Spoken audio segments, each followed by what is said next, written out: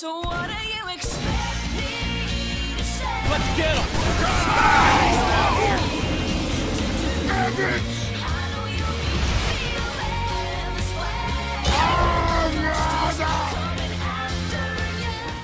Hey there, what's up internet? My name is BlackLightAttack and today I've got another PU battle for you guys. This is maybe my last PU battle for a little while. I don't quite know yet. I might do another one, but I do want to get back to NU battling soon, or maybe try out one of the other tiers. But for now, let's take a look at this one. I am using a Zebstrika sort of in the place of my Choice Specs Electrode from like 2 games ago, because he's still pretty fast and he gets the Lightning Rod ability.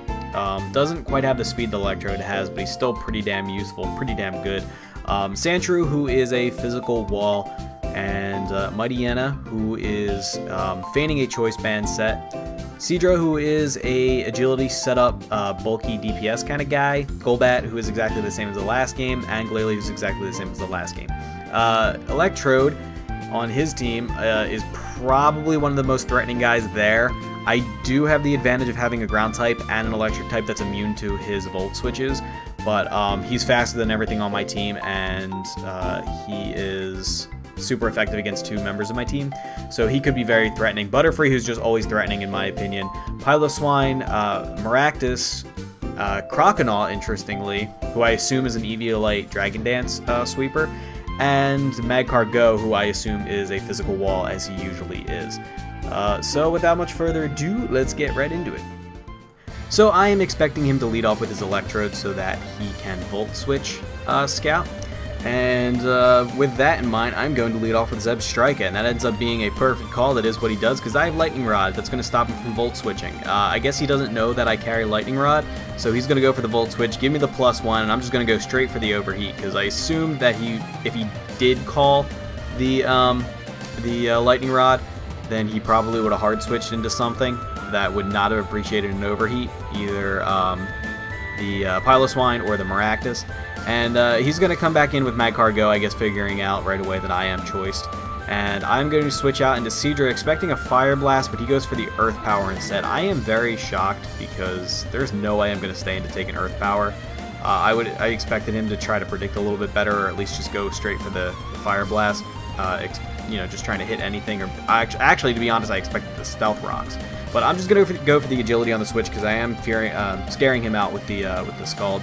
And I'm going to go straight for the Ice Beam, which to this Maractus does not do as much damage as I'd hope, because now he's just going to go straight for the Giga Drain. And even though I have the Eviolite, I don't have any defensive investment, and he is going to go down. Seadra's special defense is not that great. Based on how much damage that Ice Beam did, I am assuming that this Maractus is especially defensive, especially because I don't see anything else that could fill a specially defensive role on his team.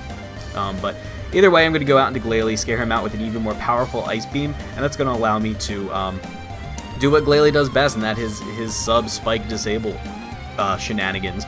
I very rarely don't see this guy get up his 3 layers of spikes. He's just fantastic as a spike setter.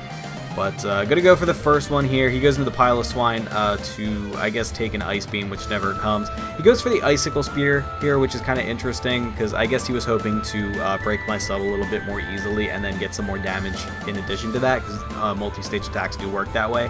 But it takes him 4 shots just to break it. Actually 3, because he crits on the 3rd.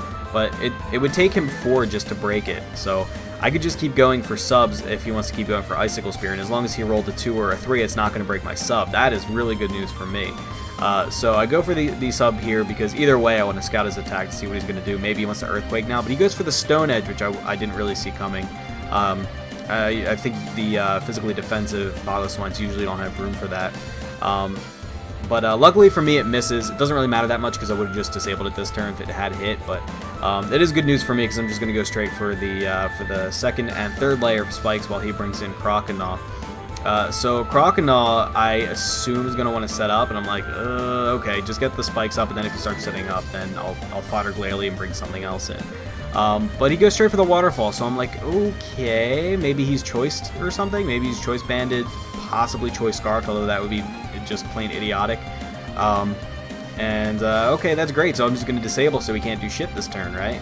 since he's obviously choice. But no, he played me pretty well. He played me like a fucking violin. He's going to go straight for the superpower and take out my Glalie. That is a really nice play, but I don't really mind losing Glalie because 3 sets of spikes are up, and once that happens, Glalie's usefulness just plummets. After that, the best thing I could hope to do with Glalie is just Toxic something with Sandshrew and then use Glalie to disable substall them. But I'm going to go and scare him out with Zeb Strike. Go for the overheat, correctly predicting his switch into Piloswine, and misses. That's what I get for predicting correctly, I guess. But I don't want him to get the switch initiative on me. I assume he's going to switch into Magcar Go here. So I'm going to switch into Sandshrew on the double switch. And he does bring in Magcar Go as well. I did predict that quite nicely. And I expect him to switch now, so I'm going to go for the Stealth Rock. He predicts my Stealth Rock over the Earthquake and goes for the Shell Smash. I was not expecting that. I swear, I was just hovering my stylus over the Earthquake button. I was like, nah, he's definitely going to switch. He can't risk that. But he goes for the Shell Smash. I did not see that coming. I thought he was going to be defensive. And based on how much that Earth Power did to the Seedra earlier, I'm like, yeah, he's definitely specially offensive. And that sucks because I don't have a special wall in this team. But luckily, Magcar Go is very, very, very slow, and even after his Shell Smash, Zeb Strike still outspeeds him. I'm not sure if a Thunderbolt can KO him, so I'm going to go straight for the Volt Switch, and that does do quite an impressive chunk. Unfortunately, yes, a Thunderbolt rather would have taken him out, but I am going to Volt Switch into Golbat rather, expecting the Earth Power, and no, there's not really much I can do here. I assume that Golbat's going to die here. But surprisingly, he lives to go for the Brave Bird and take out this Magcar Go. So Golbat, what a champ. That was surprising that he lived that with that much HP.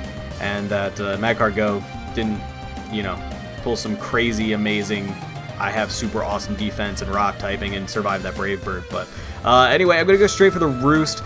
And he predicts this really, really nicely, and on this turn he's just going to go for the Earthquake since that removes my Flying type. It was a really nice prediction because if he had gone for the Earthquake and I went for a Whirlwind or a Brave Bird or something, he would have looked very silly. But I could potentially try to Whirlwind him out if he's going to go for the Earthquake again, but I don't want to risk him just going for the Icicle Spear instead and taking me out. So I'm just going to Brave Bird and double down. I actually wasn't sure if that was going to kill him. I thought it might, but I wasn't totally sure. I guess he's running an offensive Piloswine on that set, but it's kind of moot now because he's dead. So on the double switch, I'm going to go, of course, to Zeb Strike at a Scout. And I think I can take a Giga Drain on either of my guys, but I kind of want Mightyena out right now because Mightyena has the Sucker Punch, and with 3 Pokemon left on his side that are all in varying stages of injury, he has a very good chance to set up a Moxie Sweep here. He's going to go for the Giga Drain, and it does do a decent chunk, but not quite enough. Now, I think, even after the leftovers in the Giga Drain recovery, I think he's still within range to get taken out by a Crunch, considering I think he's specially defensive. And it does. So now I'm hoping he thinks I'm Choice Bandit, because that would be really awesome. And you'll see why in a second. So I get the Moxie Boost. That is fantastic, because that with the Moxie Boost and all the entry hazard damage that he's taking with Croconaw, the Crunch is going to take him out. I'm not sure if he would have lived without the Moxie Boost, but all that all together is just pretty much going to guarantee that the Crunch can be used again to get the Moxie Boost. And now he comes in with Butterfree, and if he had known that I'm not Choice, he might have gone for a Quiver Dance here, and we would have had this crazy like prediction war. But nope, he doesn't know I'm Choice, so we're just going to go straight for the Sucker Punch. Butterfree does outspeed, but the Sucker Punch is going to take him out, and that's a nice little 3-piece sweep for Mightyena right at the end there. What a boss. So that was a great game. That was against a guy called Tribute. Tribute, good game. Tribute does not have a channel, so you don't see any links in the description for that one, but it was still a good game, and I appreciate the match. Quite fun. Now, as for the tier, guys, let me know in the description what you want to see next. If you want to see more PU, I'll keep playing PU. If you want to see me go back to NU, I'll do that. If you want to see me do RU or UU, that's good too. I will not do Ubers or OU. I don't have any desire to play them. So any tier other than those two are on the table. Even Little Cup. I might try Little Cup if there's enough demand for it. But yeah, so leave your feedback in the comments section. And yeah, don't forget to like the video if you did like it. Helps get the word around so more people can see my videos and join the conversation. So until next time, my name is BlackLightAttack. Take it easy. Hey guys, I am recording this a little bit after the commentary, long after actually, so I probably sound a bit different. It's a different day and all, but I just wanted to record this after the match and let you guys know that before this video goes live, I will be putting 4 comments in the comment section, 1 for each tier that you guys might want me to play. So basically this is going to act as a poll. You guys get to decide my next tier that I play. So there will be a comment for NU, 1 for RU, 1 for UU, and 1 for Little Cup. So vote on which one you want me to do next by thumbing up the comment. Whichever comment has the most thumbs up by the time I decide to make my next team, then I will play that match. If it ends up being a tie, then I'll probably flip a coin or something. But yeah, anyway, take it easy.